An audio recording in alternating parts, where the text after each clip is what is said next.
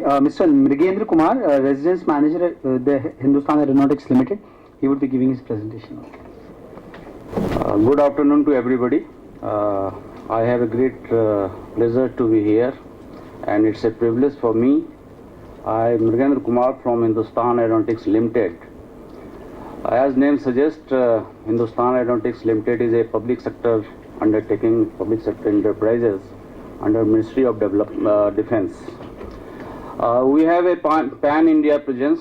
We have around 14 production centers across the country, and we have 9 research and development centers. As far as aerospace or product is concerned, be it fighter aircraft, be it helicopters, be it transport aircrafts, all segment of products we manufacture in HAL. HAL has a legacy of around 64 years, and in 64 years, having a status of Navratna, we have the turnover, last year turnover we have around 15,126 crores with a profit before tax of around 3,400 crores. Our main customer is Indian Air Force, with whom we are working very closely since last so many years. Apart from Indian Air Force, other services like Indian Army, Indian Navy, Indian Coast Guard, they are our preferred customers. They are very reputed customers for us, with whom we are working very, very closely. Before this session, a lot of our friends, they had been telling about transfer of technology and what are the pitfalls in transfer of technology syndrome. And yes, I do agree, as an organization, as a citizen of the country, there are a lot of pitfalls in transfer of technology syndrome. As a company also, many products in last 64 years we have manufactured under the transfer of technology syndrome agreement with the different OEMs across the world, largely Russian manufacturers, mixed series of aircrafts. Right now Sukhoi aircrafts we are manufacturing with the Russian collaboration and participation under the transfer of technology agreement, intergovernmental agreement what we say. Prior to that we had Western technology, that is the Jaguar, what we manufactured around 80s. And many products we have taken based on the transfer of technology product. And definitely transfer of technology has many shortcomings and many problems, but that was the compulsion for the country as a whole. But that compulsion slowly it is eroding. There is no doubt in that. Scenario in the country, it is changing. I am observing since last 3 to 4 years, lot of debate, lot of discussion is going on. Indigenous technology, self-reliance, and in all these goals, there is no doubt that key is the technology. Thrust area is technology. So as a company also, I will just make you acquainted that Hindustan Aeronautics Limited, which works very closely with DRDO, which is the apex R&D centers for the defense, not only for the Air Force, for the Army, Navy and all this. So proudly I can say it, we work very closely with DRDO in many programs. Like as a citizen of the country, all of us must be proud that Tejas Light Combat Aircraft, which is the success story of DRDO, which is the brainchild of DRDO, and in participation, in collaboration with many industry, including HAL, BEL, many DPSUs, Midhani, all the DRDO labs, CSIR labs, institutions, IITs, and many institutions. They came together and synergy was generated, and that product was conceived, and today it has been a realized product. So still lot of glooms had been there in the past, but when we go in the LCA aspect, as a country, as a nation, we must be proud. We have done it in a synergistic way. We have done it in a very, very collaborative way.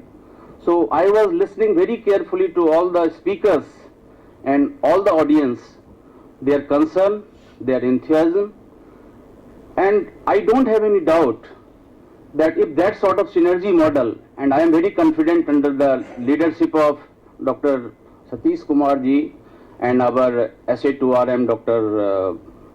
Avinash Chandra ji, because many meetings I have attended in DRDO, and we have a very close participation with DRDO scientists in many areas, because we work with HADA at Bangalore, ADE, GTRE, many institutions are there, and we see the tempo, we see the energy level, we see the degree of commitment, sincerity of these scientists. I don't have any hesitation in saying that definitely what mission, what motives, what goal it has been set as a country, as a DRDO, definitely we industry like DPSU, HAL, BL, Midhani, many, and private industry also, now it has been open to private industry also.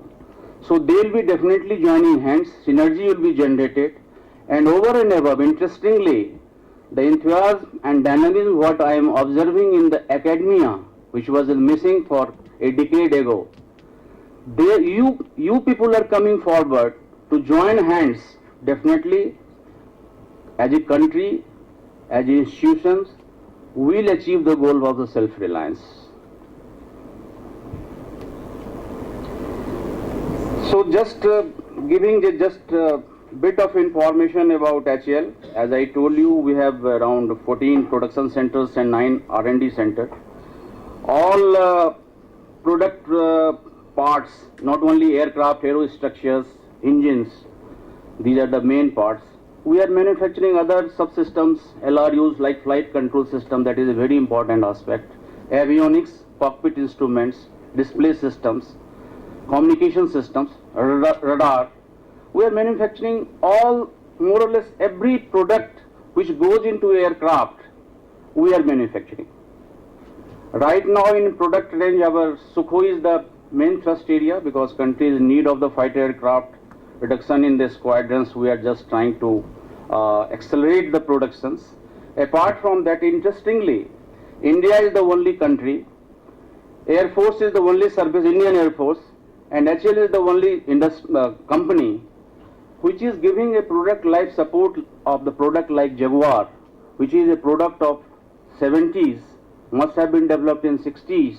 We started manufacturing from 80s, and today I discuss with my Indian Air Force friends, they say very proudly, what used to fly years ago Jaguar, that Jaguar is not it.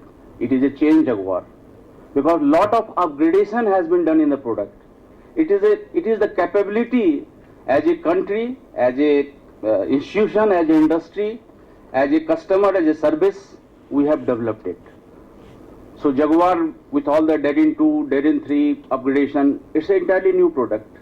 It has a new radars, new engine is being thought, cockpit instruments has been changed, many changes have been done. That gives us the strength and confidence that we can develop, we can, with the synergy, with the customer synergy, with the institutional synergy, with the academia synergy, definitely we can do it. R&D, as I told you, it is the focus for Hindustan Aeronautics Limited.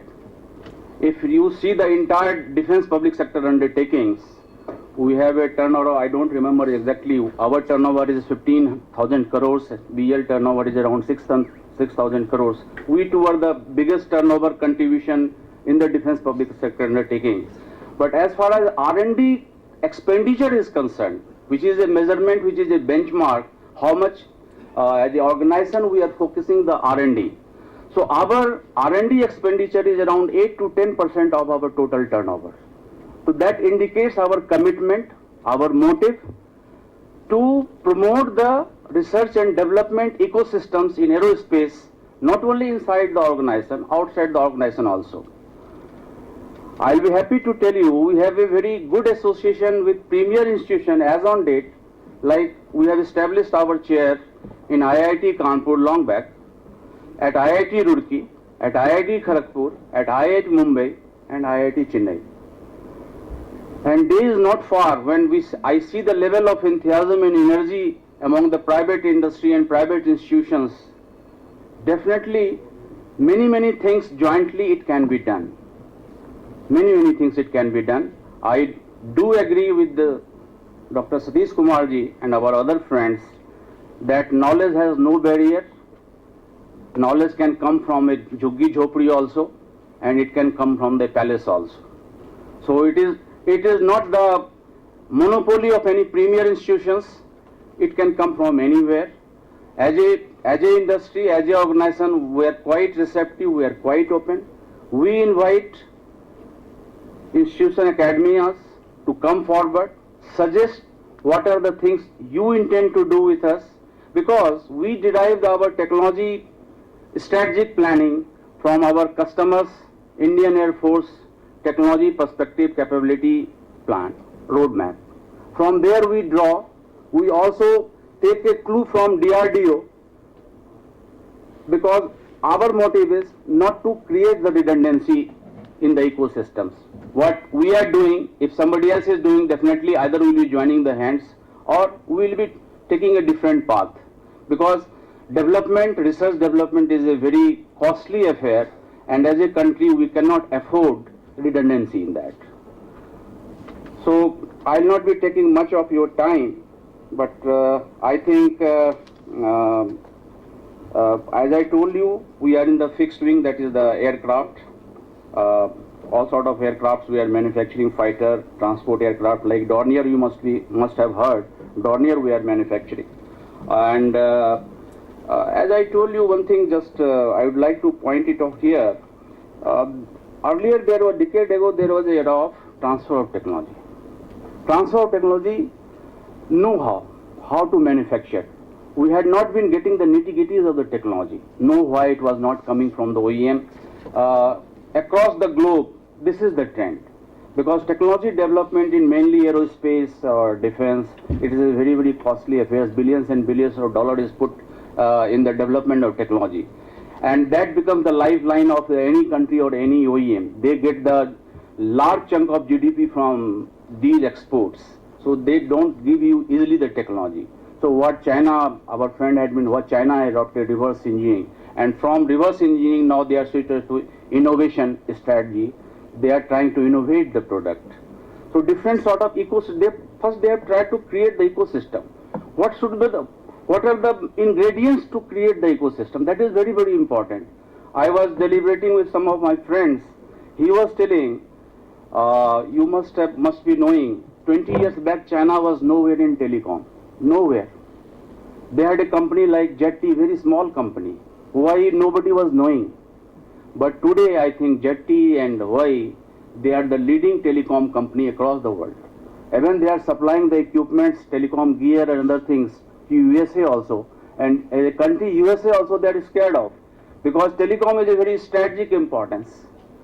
But how did they come to that stage? I was sitting with one of my friends. They told they had a plan 15-20 years back. And in their research and development center of telecom, around 7,000 to 10,000 PhD scientists are working. Every year they had been getting a PhD degree from the USA good leading universities, and they had been coming to their industry, their institutions, which are the state-owned institutions, and they could develop the product. Many things they could copy from Ericsson, Siemens, many things, and today they are the market leader. The same strategy China is adopting in aerospace and this also. Earlier they had been like us, they had been in agreement with the Russian OEMs for the transfer of technology. They had been also manufacturing the series of Sukhoi and other things. Now they stopped doing it. They did the reverse engineering. Now they have their own product, and they claim their product is definitely at par with the other like Boeing or Lockheed Martin or Sukhoi Design Bureau, like that. They claim it. So they try to create the ecosystem for doing that. I think, this is my personal opinion, and we will agree with that, we have to think as a country how to develop an ecosystem. There is absolutely no doubt DRDO is doing putting lot of pain, lot of effort. They are creating lot of deliberation and discussion, and all this deliberation, it is leading towards creating a very vibrant ecosystem in the country. And in this creating the ecosystem, industry alone like HAL or BEL or DRDO, because task is so Herculean task, few institutions, few industry, few labs, we cannot do it alone. There is a paramount challenge in front of us. So definitely academia have to come forward. We have to create a synergistic model of development, research, because honestly speaking, as an industry, because our motive is equally to keep our customers happy, to deliver the products timely, to make the timeline in a project mission mode, we have to do the works. So we'll maybe as an institution will not be going in the basic research. Our motive is the product development. But product development will be not sufficient to create a very vibrant ecosystem, futuristic. The nature of technology, what our Indian Army friend and Air Force friend they had been showing. So to have that, definitely collaborative model of the research, it is required. Idea already it has been deliberated. There should be some corpus, like in HAL, what we have done. We have generated a corpus, and that corpus we have made it a 0.2% of the profit after tax. That corpus is available, and whosoever wants to do the research or product development, from that corpus money is given to them. As on date, we are also in a process of framing the design policy of the company. We are drawing the clue from DRDO and other prestigious institutions, and we are trying to make a framework. In that framework, possibly, definitely we will invite academia, come forward, we will fund the project if it is of the interest for the HAL or maybe for the national requirement. Definitely, HAL can come forward and fund the projects. But that initiative, it has to come from the academia also. That because until it is reciprocated by the institutions, academic institutions, because many things as an industry, many times we are in a hurry. Many things we don't know the potential because we don't have the inventory of the potential of the different academic institutions, what I had been hearing from the different our senior faculties or vice chancellors. We have not been, it's fantastic. You have enormous capability, but we are not aware of.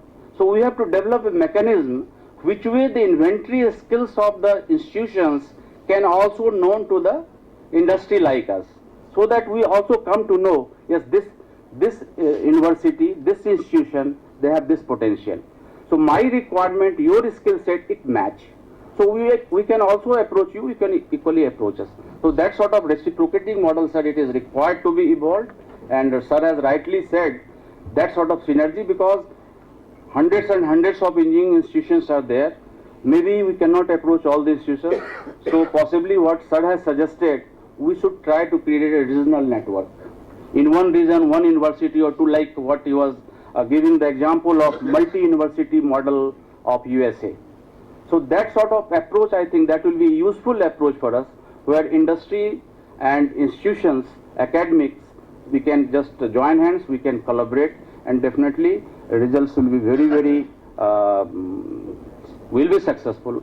And for anything, if you have any keen interest, you have some idea, you want to do something, you can approach us. We have our website, and as a company person, I am available here in Delhi. I'll give my address and visiting card to the organizer, and any idea you can always, we are quite receptive, quite open, so you can always contact us. Thank you very much. Thanks to organizer.